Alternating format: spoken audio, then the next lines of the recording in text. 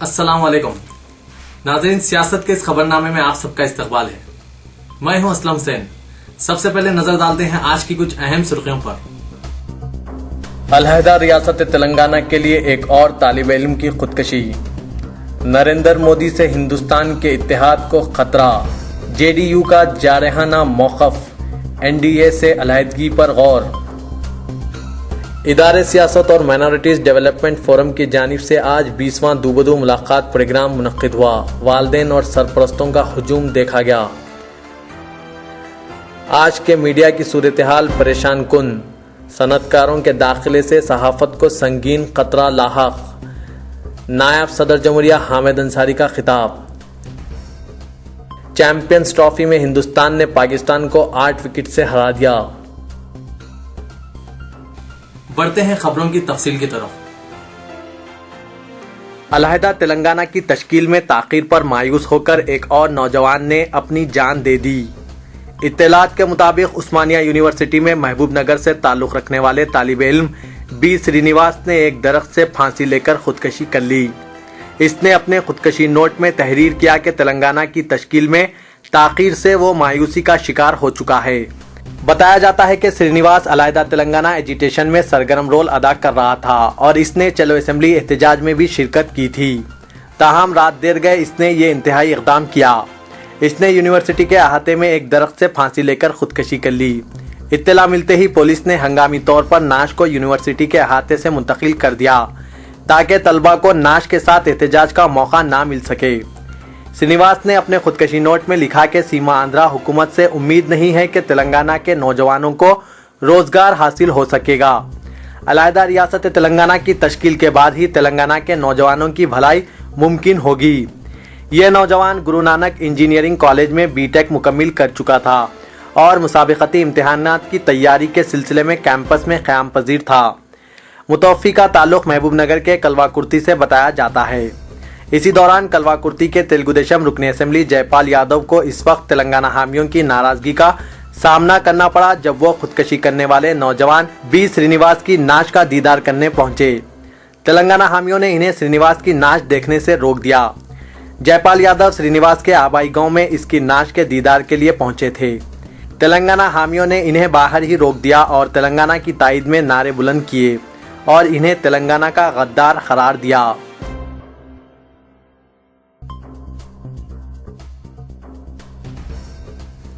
ادارے سیاست اور مائنورٹیز ڈیولپمنٹ فورم کے زیر اہتمام آج صبح 10 بجے سے ثنا گارڈن چار مینار روبرو سردار محل میں 20واں دوبدو ملاقات پروگرام منعقد کیا گیا، جس میں مسلم لڑکوں اور لڑکیوں کے شادیوں کے لیے سینکڑوں پیغامات کا ملاحظہ کرتے ہوئے والدین اور سرپرست باہمی مشاورت اور بات چیت کے ذریعے رشتے طے کیے۔ Engineering, medicine, pharmacy, B D S, B U M S, B Ed, M B A, M C A, post graduates, S S C اور انٹرمیڈیٹ، حافظ، عالم، فاضل لڑکوں اور لڑکیوں کے پیغامات فوٹوز کے ساتھ دستیاب تھے۔ والدین اور سرپرستوں نے اس سے استفادہ کیا اور برسر موقع انتخاب و مشاورت کا اہتمام سے فائدہ اٹھایا۔ رمضان المبارک کی آمد سے قبل یہ پروگرام والدین اور سرپرستوں کے بے حد اصرار پر منعقد کیا گیا تھا تاکہ والدین اور سرپرستوں کو شادیوں کے طے کرنے میں آسانیاں پیدا ہو سکیں۔ پروگرام میں 30 سے زائد والنٹیئرز والدین اور سرپرستوں کی رہنمائی کے لیے رکھے گئے۔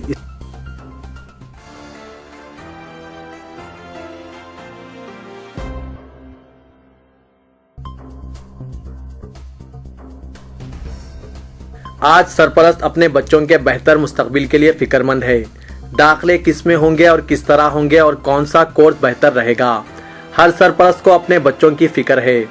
گزشتہ ایک دہے سے انجینئرنگ کالجز میں ڈونیشن سسٹم کے خاتمے کی وجہ داخلے کے تناسب میں اضافہ ہوا ہے۔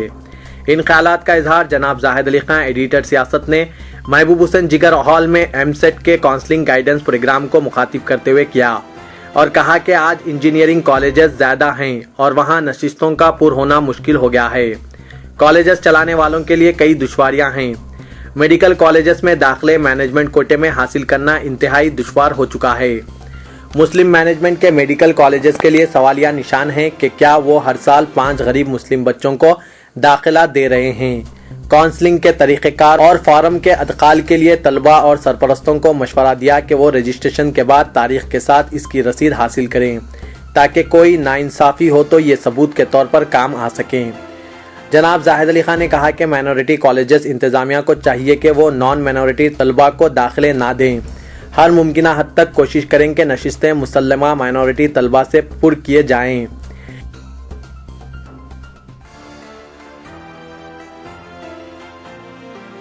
متحدہ آندھرا کے حامی ریاستی وزیر آبپاشی ٹی جی وینکٹیش نے چلو اسمبلی اور تلنگانہ بند دونوں کی ناکامی کا ادا کرتے ہوئے کہا کہ دونوں پروگرام سے سرکاری املاک کو نقصان اور پولیس بندوبست پر جو خرچہ ہوا ہے اسے تلنگانہ تحریک چلانے والے قائدین سے وصول کرنا چاہیے۔ انہوں نے کہا کہ کل اور پرسوں منظم کردہ احتجاجی پروگرامز ناکام ہو گئے ہیں، جس سے اندازہ ہوتا ہے کہ مٹھی بھر قائدین اپنی سیاسی دکان چمکانے کے لیے احتجاج کر رہے ہیں، تاہم انہیں عوامی تائید حاصل نہیں ہے۔ انہوں نے کہا کہ کانگریس ہائی کمان آندھرا پردیش کی تقسیم کے حق میں نہیں ہے۔ علیحدہ ریاست کی تشکیل سے ملک کی سالمیت کو خطرہ لاحق ہے، جس کی وجہ سے ہائی کمان تلنگانہ کا فیصلہ نہیں کر رہی ہے۔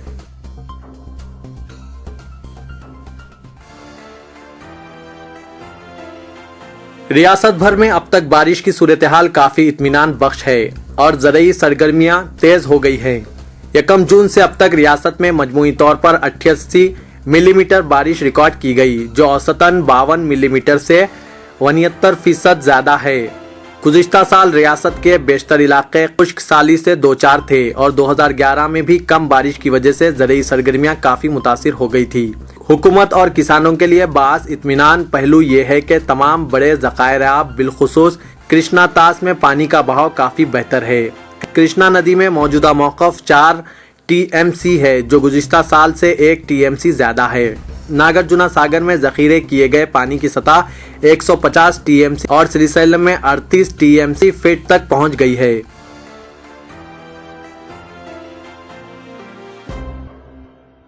ایم بی ٹی کارپوریٹر امجد اللہ خان خالد نے یشودا ہاسپٹل پہنچ کر عثمانیہ یونیورسٹی کے طالب علم کرشنا نائک کی عیادت کی، جو کہ جے اے سی کی جانب سے نکالی گئی چلو اسمبلی ریلی کے دوران پولیس فائرنگ میں زخمی ہو گئے تھے۔ بعد ازاں امجد اللہ خان خالد نے عثمانیہ یونیورسٹی اسٹوڈنٹ یونین کے قائدین سے بھی ملاقات کی اور پولیس کے ظالمانہ رویے کی مذمت کی۔ امجد اللہ خان خالد نے ڈبیل پورہ پولیس اسٹیشن پہنچ کر تلنگانہ اولڈ سٹی جے اے سی کنوینر شہباز علی خان سے بھی ملاقات کی، جنہیں پولیس نے چلو اسمبلی پروگرام کے پیش نظر 2 دن قبل احتیاطی طور پر گرفتار کر لیا تھا۔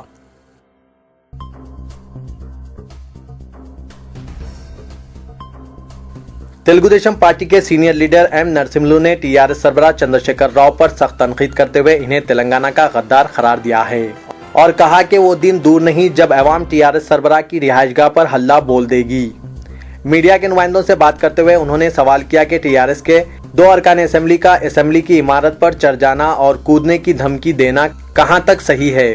انہوں نے چندر شیکھر راؤ اور ان کے رفقا سے کہا کہ وہ کم از کم ڈرامے کرنا چھوڑ دیں۔ نرسملو نے کہا کہ عوام چندر شیکھر راؤ کے یک طرفہ فیصلوں کو دیکھتے ہوئے ان کی خاندانی سیاست کی مخالفت کر رہی ہے۔ تلگو دیشم لیڈر نے کہا کہ ہفتے کے تلنگانہ بند کی ناکامی اس بات کا ثبوت ہے کہ عوام چندر شیکھر راؤ کی کارکردگی کے انداز کی مخالفت کر رہی ہے۔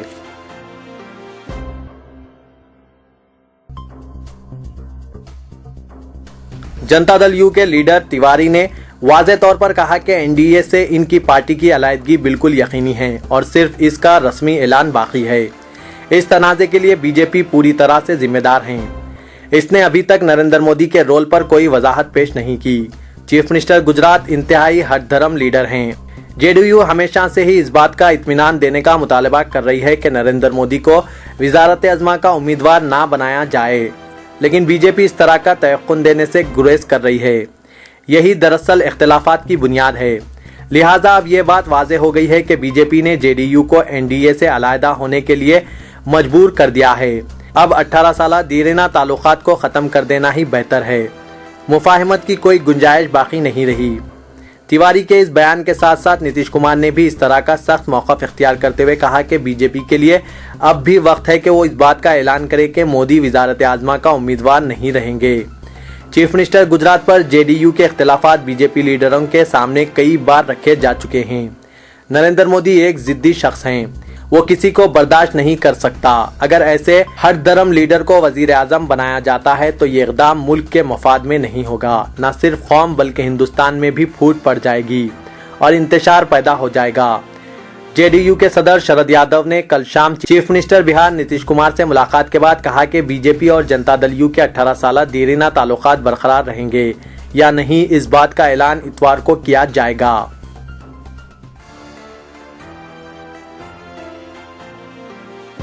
नायब सदर जमहूरिया हामिद अंसारी ने मीडिया में मखसूस अवामिल जैसे paid news, cross media ownership, मदीरों के रोल में कमी और इदारती आज़ादी के सिलसिले में तशवीश जाहिर की। हामिद अंसारी ने कहा कि मीडिया के अखलाकियत और मौसर खुद इंजबाती मैकेनिज्म, मीडिया के अफराद के काम करने के माहौल, उनका तहफ़्फ़ुज़ व सलामती कुछ ऐसे अहम मसाइल हैं जिन्हें हल करने की ज़रूरत है। हामिद अंसारी ने यह तबसरा उत्तर प्रदेश में नेशनल यूनियन ऑफ जर्नलिस्ट के इजलास से इफ्तिताई खिताब में किया। हामिद अंसारी ने कहा कि प्रेस को अपना रोल अदा करना है और खबरों की रिपोर्टिंग में इसे ये ख्याल रखना है कि वो आज़ादाना, मुनसिफाना, गैर जानिबदाराना और तासुब से पाक हों और इसमें समाज के तमाम तबकों का अहाता किया गया हो। कहा जाता है कि हिंदुस्तान के 300 न्यूज़ चैनलों में से बेशतर खसारे में चल रहे हैं और इसके अजाले के लिए वो मुख्तलिफ तरीके इख्तियार करते हैं।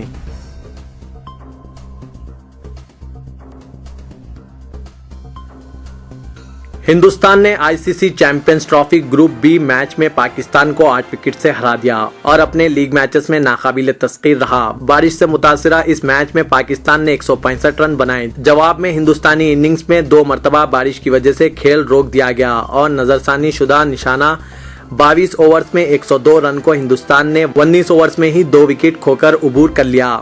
शेखर धवन ने 48 और रोहित शर्मा ने 18 रन बनाए। दोनों ने पहली विकेट के लिए 10 ओवर्स में 58 रन की पार्टनरशिप निभाई। विराट कोहली 22 और दिनेश कार्तिक 11 रन बनाकर नॉट आउट रहे। तो ये था आज का खबरनामा। दीजिए इजाजत, खुदा हाफिज।